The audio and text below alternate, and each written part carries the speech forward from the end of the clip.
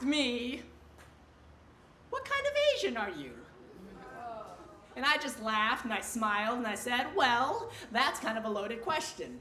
What kind of Asian do you expect me to be? Because anyway you slice that egg roll, I'm still pretty much whatever you want to see. I have played many a Far East stereotype.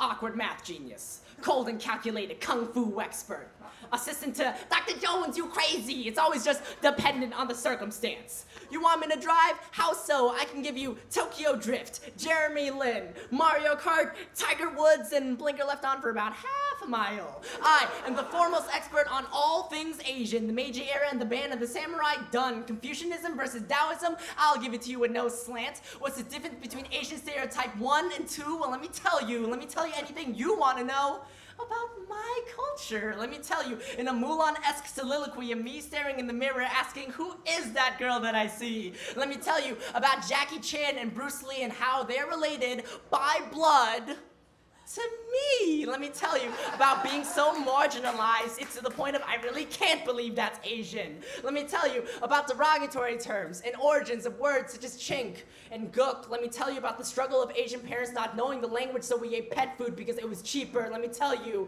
about the job of interpreter. When you're playing with Lego blocks, but your English is already that much better than your guardians. Let me tell you about honor and dignity. Let me tell you about a society that projects us as nothing but the secondary role and never the leading man. Let me tell you all the things that you don't want to know. Like how chink comes from the clanking of metal to railroad as the slaves built train tracks for this country to be connected. Like how the zipper head down the street is called that because the way our heads split open when struck with assault weapons, or how jeeps ran over and left marks across corpses, and someone clever thought that we were only good to unzip. Like how every time you lump an Asian person together into one culture, it's systematically making us assimilate into an America we thought was better than our war-torn homes. Every time you confuse me for some other nationality that I might share similar features to, strips away my individuality, and I still feel the shame of being Asian.